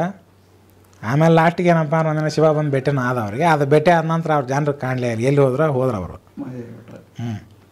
ಅದಾಗಿಂದ 3 ವರ್ಷ ತನಕನೂ ಅವ್ರು ಹಂಗೆ ಒಂಟಿಗಾಲಿನ ಮ್ಯಾಗ ನಿಂತು ತಪಸ್ಸು ಮಾಡ್ರ. ಅವ್ರು ಹಂಗೆ ನಿಂತಾಗ ನಡಿ ಸ್ವಲ್ಪ ತಿಂಗಳು ಕಳೆದ ಮೇಲೆ ಕಾಲೆಲ್ಲ ಉಬ್ಬಿ ಒಡೆದು ಎಲ್ಲ ರಕ್ತ ಸೋರ್ತಿತ್ತು ಅದ್ರಾಗ. ಆ ನಮನೆ ಎಲ್ಲ ಆದ್ರೂ ಬಿಟ್ಟಿಲ್ಲ ಅವರು. ಮುಂದೆ ಕ್ರಮೇಣ ಹತ್ತಾಗಿತ್ತಾಗ ಇರ್ತಾರಲ್ಲ ಅವರು ಶಿಷ್ಯರು, ಅವರ ಪೌಡ್ರು ಅದು ಇದು ಹೊಡೆದು ಈ ಚೀಲಕ್ಕೆ ಉಣ್ಣಿ ಪುಡಿ ಹೊಡಿತಾರಲ್ಲ, ಹಂಗೆ ಹೊಡೆದು ಅದನ್ನ ಹೊಳ್ಳಿ ಹಂಗೆ ತಾನೇ ಹತ್ಕೊಂಡು ತಾನೇ ಆರಾಮತ್ತದ. ತಪಸ್ಸಿಗೆ ನಿಂತ ಮನುಷ್ಯ ಸಾಯೋದಿಲ್ಲ. ಅದನ್ನು ಮತ್ತು ಅದು ಏನೈತಿ ಕಾಲು ಹೆಂಗಿತ್ತು ಹಂಗೆ ಆತು. ಅದ್ರ ಇದು ಕಾಣ್ತತ್ತ, ಲೈನ್ ಬಿದ್ದತ್ತಲ್ಲ ಅದು ರಕ್ತ ಸೋರಿದ್ದು ಅದು ಕಾಣ್ತತ್ತ. ಮುಂದೆ ಅವ್ರ ಶಿವ ಭೇಟಿ ಆದ. ಈಗ ಮನೆಯಲ್ಲಿ ತಪಸ್ಸಿಗೆ ಕುಂದಿರ್ಬೇಕಂತಾರಲ್ಲ ಗುರುಗಳೇ, ಒಂದೊಂದು ದಿವಸಕ್ಕೆ ಏನೇನೆಲ್ಲ ಅನುಭವ? ಇವ್ರು ಏನಾರ ಇಲ್ಲಿ ಮನ್ಯಾಗ ತಪಸ್ಸಿಗೆ ಕುಂತ್ರಂದ್ರೆ ಅದೇನಾಕತಿ, ಮನ್ಯಾಗಾರ ಕುಂದ್ರಲಿ ಮಠದಾಗಾರ ಕುಂದ್ರಲಿ, ತಪಸ್ಸು ಮಾಡುವಂಥದ್ದು ಏನೈತಲ್ಲ ಅದನ್ನು ಮಾಡೋರು ಜಂಗಲಿಗೆ ಹೋಗ್ಬೇಕು. ಜಂಗಲಿಗೆ ಹೋಗ್ಬೇಕು. ಮನುಷ್ಯರ ಸಂಪರ್ಕ ಇರೋ ಜಾಗದಾಗ ಹೋಗಿ ಕುಂತು ಮಾಡುವ ಅವೆಲ್ಲ. ಅಲ್ಲೇನಪ್ಪ ಅಂದ್ರೆ ಎಲ್ಲನೂ ಏನೇನು ಬರ್ತಾವೆ ಅಲ್ಲಿ ಕುಂತಲ್ಲಿ ಹ್ಞೂ ಏನು ಸುಮ್ಮನೆ ಇವ್ರು ಇಲ್ಲಿ ಎಲ್ಲ ಯಾವುದೋ ಕತೆಗೆ ಓದಿ ಅಥವಾ ಸಿನಿಮಾ ನೋಡಿ ಹಂಗೆ ಆಗ್ಬಿಡುತ್ತೆ ನಮಗೂ ಅಂತಂದು ಆಗತ್ತಾನ ಅದು ದೊಡ್ಡ ದೊಡ್ಡ ಹೋಗಿ ಅಲ್ಲಿ ನಿಂತು ಬಿಟ್ಲೆ ದೇವ್ರು ಬಂದು ಭೇಟಿ ಆಗ್ಬಿಡ್ತಾನ ದೊಡ್ಡ ದೊಡ್ಡ ಪ್ರಾಣಿಗಳು ಬರ್ತಾವಲ್ಲಿ. ಅಲ್ಲಿ ಪ್ರಾಣಿ ಬರ್ತಾವೆ, ಮನುಷ್ಯರು ಬರ್ತಾವೆ, ಇನ್ನೂ ಏನೇನೋ ಬರ್ತಾವೆ. ಹ್ಞೂ ಅದನ್ನೆಲ್ಲನೂ ನೋಡಿ ಯಾವುದಕ್ಕೂ ಏನು ಕಣ್ಣಿಗೆ ಏನಪ್ಪ ಅಂದ್ರೆ ಅವು ಏನೇನೋ ಕಂಡಂಗೆ ಅಕ್ಕವು. ಹ್ಞೂ ಅವೆಲ್ಲ ಕರೆ ಇರ್ತಾವೆ, ಒಮ್ಮೆ ಕರೆ ಇರೋದಿಲ್ಲ. ಹೌದು. ಕೆಲವೊಮ್ಮೆ ಕರೆ ಇರ್ತಾವಂದ್ರೆ ಮಾಮೂಲಿಯಾಗಿ ಒಂದು ತಪಸ್ಸು ಅಷ್ಟು ಜೋರಾಗಿರಲಿಲ್ಲ, ಕರೆ ಇರ್ತಾವೆ. ಹ್ಞೂ ತಪಸ್ಸಿನ ಪ್ರಭಾವ ಜೋರಾದಾಗ ಕೆಲವೊಂದು ಕಣ್ಣಿಗೆ ಕಂಡಂಗೆ ಅಕ್ಕವು, ಆದ್ರೆ ಅವು ಏನೂ ಇರೋದಿಲ್ಲ ಅಲ್ಲಿ. ಆ ಟೈಪ್ ಎಲ್ಲ ಭ್ರಮೆ ಹಾಕೋ ಅದನ್ನೆಲ್ಲ ಗೆದ್ಕೊಂಬರ್ಬೇಕಲ್ಲ ಇವರು, ಹೌದು. ಅವಾಗ ಹಾಕವು. ಈಗ 7 ದಿವಸದಲ್ಲಿ ಆಗುವಂಥ ಅನುಭವಗಳು ಹೇಳಿ, ಒಂದೊಂದು ದಿವಸದಲ್ಲಿ ಅದು ಪೂರ ಇನ್ನೂ ದೀರ್ಘದ. ಹಾಂ ಅದು 7 ದಿನದ ಏನೈತಲ್ಲ ಅದ್ರದ್ದು ಊಟ ನೀರು ಬಿಟ್ಟನ ಕುಂತ ಏನು ಅಲ್ಲೇ ಕುಂದ್ರಕ್ಕಾಗತ್ತ. ಅವಾಗ 2ನೇ ದಿನ ನೆಲ ಹಿಡಿದು ಸೀದಾ ಉದ್ದಕ್ಕೆ ಬೀಳ್ಬೇಕಾಕತ್ತೆ ಅಲ್ಲೇ. ಅಲ್ಲ ಮನ್ಕೊಂಡೊಂದು ತಪಸ್ ಮಾಡ್ಬೋದು ಬಿಡು, ಕುಂತ ಮಾಡ್ಬೇಕಂತೇನಿಲ್ಲ. ಆ ಹಿಂದಿನ ಯುಗದಾಗ ಕುಂತ ಮಾಡ್ತಾರೆ, ಅದಕ್ಕೆ ನಮ್ಮ ಮೊದಲಿನ ನಿಂತು ಮಾಡ್ತಿದ್ರು. ಅದಕ್ಕೆ ನಮ್ಮ ಮೊದಲಿನ ಯುಗದಾಗ ಹೆಬ್ಬಟ್ಟಿನ ತುದಿ ಮ್ಯಾಗ, ಕಾಲಿನ ಹೆಬ್ಬಟ್ಟಿನ ತುದಿ ಮ್ಯಾಗ ನಿಂತು ಮಾಡ್ತಿದ್ರು. ಈ ಕಲಿಯುಗದಾಗ ಕುಂತ ಮಾಡೋಕ್ಕಾಗಲ್ಲ, ಮಕ್ಕೊಂಡು ತಪಸ್ ಮಾಡ್ಬೋದು ಇಂಥದ್ದು ಚಾಪ್ಯಾಗ ಮಾಡ್ಬೋದು. ಅದು 2-3 ದಿನ ತನಕ ಏನಾಗೋಲ್ಲ. 4ನೇ ದಿನಕ್ಕೆ ನೀರು ಹೋಗಿರುತ್ತೆ, ಊಟ ಅಂತ ಕಟ್ಟಾಗಿರುತ್ತೆ. ಆಮೇಲೆ ಏನದ ಕೈಕಾಲ ನರ ಸೆಳ್ಯಾಕತ್ತ ಹಿಂಗೆ, ಅದನ್ನು ತಡ್ಕೋಬೇಕು. ಇನ್ನು 4-5ನೇ ದಿನ ಹೋತಪ್ಪ ಅಂತಾರೆ ಅದು ಹೆಚ್ಚಾಗತ್ತೆ. ಇನ್ನು ಎಳೆದು ಹೆಚ್ಚಾಗತ್ತ. ಈಗ ಸಾಯಿಲೋ ಇನ್ನೊಂದು ತಾಸು ಸಾಯಿಲಿ ಅನ್ನುವಂಥ ಅನುಭವ ಚಾಲು ಆಕ್ಕವು. ನೀರು ಎಲ್ಲ ಊಟ ಬಿಟ್ಟಾಗಿದ್ದು ಬಟ ಬೈಲಾಗ ಮಾಡಮಂದು ಮತ್ತು ಮನೆ ಮಾಡಮಂದ ಮನೆ ಮಾಡಿದ್ರೆ ಅವು 7 ದಿನ ತನಕ ಏನಾಗೋಲ್ಲ. ಇಲ್ಲಿ ಇದೇನೋ ಮನ್ಯಾಗ ಮಠದಾಗ ಏನಿರ್ತೈತಿ, ನೆರಳಿರುತ್ತೆ. ಇಲ್ಲಿ ಒಂದು ಸ್ವಲ್ಪ ಬಿಸಿಲು ಇರೋಂಗಿಲ್ಲಲ್ಲ, ಅವ್ರಿಗೆ ನೀರಿನ ತೇವಾಂಶ ಒಳಗಿದ್ದದ್ದು ಹೋಗಂಗಿಲ್ಲ. ಅದ ಜಂಗಲ್ಲೇ ಮಾಡಾಕತ್ತಿಂದಂದ್ರೆ ಬಿಸಿಲು ಇರುತ್ತೆ ಮ್ಯಾಗ. ಆ ಬಿಸಿಲಿಗೆ ಅದು ಒಣಗಿ ಎಲ್ಲ ಇದಾಗಿ ಅದು ಹೀಟ್ ಮಾಡ್ತಾ ಕೆಲ ಹೋಗತ್ತೆ. ಅಲ್ಲಿ ಲೆಕ್ಕ ಹಿಡ್ದು ಹೇಳಕತ್ತೀನಿ ನಾನು. 7 ದಿನ ದೇವ್ರ ಭೇಟಿ ಆಗೋದು ಅಲ್ಲೇ, ಇಲ್ಲಿ ಮನ್ಯಾಗಲ್ಲ ಅಥವಾ ಮಠದಾಗಲ್ಲ. ಹಂಗೆ ಅಲ್ಲೇನೈತಿ ಜಂಗಲ್ನಾಗ ಕುಂತ್ರಪ್ಪ ಅಂದ್ರೆ ಮುಂದೆ 6ನೇ ದಿನ ಯಾರು ಬಂದು ಬಾಯಿ ನೀರು ಹಾಕ್ರು ಸಾಯ್ತೀನಿ ಅನ್ನೋ ಲೆಕ್ಕಕ್ಕಾಗತ್ತೆ. ಆಮೇಲೆ ಅದು ಏನಾಕೈತೆ ಅಂದ್ರೆ ಹಂಗೆ ಆದ್ಮೇಲೆ ಇವನು ಪ್ರಾಣಿ ಇವನು ಶರೀರ ಬಿಟ್ಟು ಹೊರಗೆ ಹೋಗ್ಬೇಕದು. ಯಾವಾಗ ಇವನು ಶರೀರ ಬಿಟ್ಟು ಹೊರಗಡೆ ಬರ್ಬೇಕು ಆಚಕ್ಕೆ, ಅದು ಬಂದು ಅಲ್ಲಿಗೆ ಹೋಗ್ಬೇಕು ಅಂದ್ರೆ ಇದು ಸಾಯ್ತೈತಿ ಇಲ್ಲೇ ಶರೀರ ಸಾಯ್ತೈತಿ. ಆಮೇಲೆ ಮುಂದೆ ಅಲ್ಲಿಗೆ ಹೋಗಿ ಅದು ಅಲ್ಲಿ ಯಾರ ಹೆಸರು ಹೇಳ್ಕೊಂಡು ತಪಸ್ಸು ಮಾಡಕತ್ತಿರ್ತಾರ ಅವ್ರನ್ನ ಕರ್ಕೊಂಬರ್ತದ. ಅವ್ರನ್ನ ಕರ್ಕೊಂಬಂದಾಗ ಅವ್ರು ಬಂದು ಭೇಟಿಯಾಗಿ ಹೊರ ಕೊಡ್ತಾರೆ. ಮತ್ತು ಅವ್ರು ಬರಲಿಲ್ಲ ಅಂದ್ರೆ ಈ ಒಂದೇನು ಹೋಗಿರ್ತೈತಲ್ಲ ಜೀವಾತ್ಮ ಮ್ಯಾಕ, ಅಲ್ಲಿ ಅವನ ಲೋಕ ಏನಾಯ್ತು ಪೂರ ಬೂದಿನ ಮಾಡ್ತೈತಿ. ಬರಲಿಲ್ಲ ಅಂದ್ರೆ ಅವನ ಜಾಗನೇ ಇರೋದಿಲ್ಲ. ಮತ್ತು ಬಂದು ಕೊಟ್ಟು ಹೋಗಾರ. ಕೊಡ್ಬೇಕಾದ್ರೆ ಇವ್ನು ಬದುಕಿಸಿ ಎಲ್ಲ ಇವ್ನು ಕೂಡ ಮಾತಾಡಿ ಏನಂತ ನಾವು ಕೊಟ್ಟು ಹೋಗಾರ ಅವರು. ಅದು ಈಗೂ ನಡೀತೈತೆ. ಈಗಿನ ಕಾಲಮಾನದಲ್ಲಿ ಇರುವಂಥವ್ರು ಇದನ್ನು ಮಾಡೋಕ್ಕೆ ಸಾಧ್ಯ ಇದೆಯಾ? ಅದು ಅವ್ರವ್ರ ಇದ್ರ ಮ್ಯಾಗ ಬಿಟ್ಟದ್ದು, ಅದು ಮನ್ಸಿನ ಮ್ಯಾಗ ಬಿಟ್ಟದ್ದು. ಭಾಳಷ್ಟು ಜನಕ್ಕೆ ಕೇಳಿರೋದು ಏನಂದ್ರೆ ನಾವು ತಪಸ್ ಮಾಡ್ತೀವಿ ರೀ, ಗುರುಗಳನ್ನ ಭೇಟಿ ಮಾಡಿಸಿ ನಮಗೆ ಅಂತಂದು ಕೇಳಿರೋದು. ನಮಗೆ ನಾವು ತಪಸ್ ಮಾಡ್ಬೇಕಂತ ಈಗ ಹೇಳಿ ನೋಡಿಲ್ಲ ಮತ್ತೇನು ಬಂದು ಭೇಟಿ ಆಗೋದ್ರಿಗೆ ಈಗ ಹೆಚ್ಚಿನ ಮಾಹಿತಿನ ಇನ್ನೊಂದು ಮುಂದಿನ ವಿಡಿಯೋದಲ್ಲಿ ಕೊಡ್ತೀವಪ್ಪ, ಅಲ್ಲಿವರೆಗೆ ಕಾಯಿರಿ ಅಂತ ನಾನು ಹೇಳಿದ್ದೀನಿ. ಆದ್ರೆ ಆ ತಪಸ್ಸು ಮಾಡುವಂಥ ಪ್ರಸಂಗದಾಗ ಇವ್ರೇನಾದರೂ ತಪಸ್ಸನ್ನು 5-6 ದಿನ ದಾಟಿದ ನಂತರ ಇವ್ರು ಹೊಳ್ಳೆ ಮ್ಯಾಕೆ ಎದ್ರು ಅಂದ್ರೆ ನನಗಾಗೋದಿಲ್ಲ ಅಂತ ದವಾಖಾನೆ ಅಡ್ಮಿಟ್ ಆಗೋ ಅಥವಾ ಏನೋ ಆಗಿ ಎದ್ರು ಅಂದ್ರೆ ಇವ್ರು ಮೊದಲು ನಂಗೆ ಆಗೋದಿಲ್ಲ. ಏನಾಗಿರ್ತೇನೆ ಆಟತಿಗೆ ಒಳಗೆ ಏನೇನು ಡ್ಯಾಮೇಜ್ ಆಗ್ಬೇಕು ಡ್ಯಾಮೇಜ್ ಆಗಿರ್ತಾವೆ. ಕಿಡ್ನಿ ಹೋಗಿರ್ತಾವೋ, ಇನ್ನೇನು ಲಿವರ್ ಹೋಗಿರುತ್ತೋ, ಇನ್ನೇನು ಒಳಗೆ ಏನೇನು ಅದಾವೆ ಹೋಗಿರ್ತಾವೆ. ಆದ್ರೆ ಮೊದಲು ನಂಗೆ ಆಗೋದಿಲ್ಲ. ಅದನ್ನು ಅರ್ಧ ಮಾಡಿ ಅವನು ಏನಾರ ಎದ್ದೇಳಕ್ಕೆ ನೋಡಿದ್ನ ಅಂದ್ರೆ ಅವನು ಮೊದಲಿನಂಗೆ ಇರೋಂಗಿಲ್ಲ. ಮಾಡಿದರೆ ಪೂರ್ತಿ ಮಾಡ್ಬೇಕು, ಮಾಡಕ್ಕೆ ಹೋಗ್ಬಾರ್ದು. ಮಾಡಾಗಿದ್ರೆ ಒಂದು ಸರ್ತಿ ಮುಂದೆ ಕೀಳು ಹೆಜ್ಜೆ ಟೊಂಟನ ಅಂದ್ಮ್ಯಾಗ ಅದ್ರಾಗ ಹೋಗ್ಬಿಡ್ಬೇಕು. ಹಿಂದಕ್ಕೆ ಬಂದ ಅಂದ್ರೆ ಅವನ ಗತಿ ಮೊದಲಿನಂಗೆ ಉಳಿಯಲ್ಲ. ಇದು ಹೇಳಕ್ಕೆ ಬರೋದಿಲ್ಲ. ಮತ್ತು ತಪಸ್ಸಿನ ಬಗ್ಗೆ ಆದ್ರೆ ಅವನು ಹಿಂದಗಡೆ ಸುಧಾರಿಸ್ಕೊಂಡ ನಂತರನು ಪ್ರಕೃತಿ ಗಟ್ಟಿ ಇರೋಂಗಿಲ್ಲ. ಹೊಳ್ಳಿ ಅದನ್ನು ಮಾಡೋಕ್ಕೆ ಕೈ ಹಾಕ್ತಂದ್ರೆ ಮೊದಲಿನಂತ ಒಂದು ಸದೃಢತೆ ಇರೋಂಗಿಲ್ಲ, ಸ್ವಲ್ಪ ವೀಕ್ ಆಕೈತೆ, ಒಳಗೆ ಸ್ವಲ್ಪ ಸಮಸ್ಯೆ ಆಕ್ಕವು. ಮತ್ತು ಇವನ್ನೆಲ್ಲ ಆಲೋಚನೆ ಮಾಡಿ ಅದಕ್ಕೆ ಕೈ ಹಾಕ್ಬೇಕು. ಇದಕ್ಕೆ ನೀವು ಮಾರ್ಗದರ್ಶನ ಕೊಡ್ತೀರಾ? ಮಾಡ್ತೀವಿ ಅಂತ ಬಂದರೆ ಇದಕ್ಕೆ ಮಾಡಲಿ, ಅದಕ್ಕೇನೈತಿ ಯಾರು ಬರ್ತಾರಲ್ಲ ಮಾರ್ಗದರ್ಶನ ಕೊಡ್ತಾ ಬೇಕಾದ್ರೆ ಮಾಡೋದಕ್ಕೆ. ಸಹಾಯಕ್ಕೆ ಕಟ್ಟಿದ್ರೆ ಮಾಡ್ಬೋದು. ಮತ್ತು ಸಹಾಯಕ್ಕೆ ಕಟ್ಟಿದ್ದವನ್ನ ಮಾಡ್ಬೇಕಲ್ಲ ಇದನ್ನು. ಬದುಕ್ತೀನಿ ಅನ್ನೋರು ಮಾಡಂಗಿಲ್ಲ ನೋಡಿ. ಎಂದಾದ್ರೂ ಒಂದಿನ ಸಾಯ್ದ ಹುಟ್ಟ ಅಂದ್ಮ್ಯಾಗ ಸಾಯ್ತಾನ ಇಲ್ಲ, ಮತ್ತು ಸಾಯ್ತಾನೆ ಸುಮ್ಮನೆ ಹಿಂಗೆ ಸತ್ತು ಹೋಗೋದು ಚಲೋ ಅದತ್ತಾಗ. ಆ ನಿರ್ಧಾರಕ್ಕೆ ಬಂದಿರಬೇಕು. ಆ ನಿರ್ಧಾರಕ್ಕೆ ಬಂದಿರಬೇಕು. ಭಗವಂತನ ಬಿಟ್ರೆ ನನಗೆ ಬದುಕಕ್ಕೆ ಆಗೋದಿಲ್ಲ, ಆಗೋದಿಲ್ಲ. ಭಗವಂತನ ನಾನು ನೋಡತ್ತೀನಿ ಅಂತ ಅನ್ನುವಂಥವ್ರು ಇರ್ತಾರಲ್ಲ, ದೇವ್ರ ಸಲ ಪ್ರಾಣ ಕೊಡ್ತೀನಿ ಅಂತ. ದೃಢ ನಿರ್ಧಾರದಲ್ಲಿ ಇರೋದು. ಇಲ್ಲೊಂದು ಮಾತು ಬರ್ತೈತಲ್ಲ, ಹೆಣ್ಣಿಗಾಗಿ ಸತ್ತವ್ರು ಕೋಟಿ, ಮಣ್ಣಿಗಾಗಿ ಸತ್ತವ್ರು ಕೋಟಿ, ಇನ್ನು ಯಾವ್ಯಾವ್ದಕ್ಕೆ ಸತ್ತವ್ರು ಎಷ್ಟೋ ಕೋಟಿ ಐತಾ ಇಲ್ಲ. ಹೌದು, ಹಂಗತ್ತೆ ದೇವ್ರ ಸಲ ಸತ್ತವ್ರು ಯಾರೂ ಇಲ್ಲ ಅಂತ. ಯಾರೂ ಇಲ್ಲ. ಹಂಗೆ ಇವಾಗ ದೇವ್ರ ಸಲ ಸಹಾಯಕ್ಕೆ ಹೊಂಟ್ನಾರ ಸಹಾಯ ಕೊಡಂಗಿಲ್ಲ, ಬರ್ತಾನ. ಆದ್ರೆ ಇವ್ರು ಸಹಾಯಕ್ಕೆ ಹೋಗೋದಿಲ್ಲ, ಸಾಯೋದಿಲ್ಲ ಇವ್ರು, ಸಾಗಿಲ್ಲ. ಮತ್ತು ಅವ ಬರೋದಿಲ್ಲ. ಅದಕ್ಕೆ ಕಲಿಯುಗ ಈ ತಪಸ್ಸಿಗೆ ಸಂಬಂಧಪಟ್ಟಂಥ ಎಲ್ಲ ವಿಚಾರಗಳು ಎಷ್ಟು ಅದಾವೆ.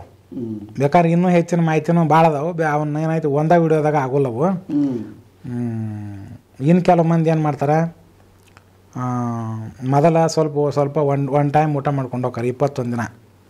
21 ದಿನ ಮುಗಿದ್ಮೇಲೆ ಮತ್ತೆ ಮುಂದಲೆ 21 ದಿನ ಹಣ್ಣಿನ ಮ್ಯಾಗ ಹೋಗ್ತಾರೆ, ಒನ್ ಟೈಮ್ ಹಣ್ಣು. ಮತ್ತು ಮುಂದೆ 21 ದಿನ ಮುಗಿದ ಮೇಲೆ ಏನು ಮಾಡ್ತಾರೆ, ಇವು ಹಸಿ ಎಲೆ ಇರ್ತಾವಲ್ಲ ಕೆಲವು ತಿನ್ನುವಂಥವು, ಅವನು ತಿಂತಾರೆ ಒನ್ ಟೈಮು. ನೀರನ್ನು ಕುಡಿತಾರೆ, ಅದನ್ನು ತಿಂತಿರ್ತಾರೆ. ಅದನ್ನು ಮಾಡ್ಕೊಂಡು ಅವ್ನು ಕುಂತು ತಪಾಸ್ ಮಾಡ್ತಿರ್ತಾನೆ, ಮಕ್ಕೊಂಡು ಮಾಡಂಗಿಲ್ಲ. ತಾಕತ್ತಿರ್ತಲ್ಲ ಶರೀರದಾಗ, ದಿನಕ್ಕೆ ಒನ್ ಟೈಮ್ ಎಲಿಯಾರ ತಿನ್ನಲಿ ಹಣ್ಣಾರ ತಿನ್ನಲಿ ಕುಂತು ಮಾಡ್ತಿರ್ತಾನೆ. ನೀರು ಕುಡಿತಾರೆ, ಮತ್ತು 1 ಟೈಮು 2 ಟೈಮ್ ಕುಡಿತಾರೆ.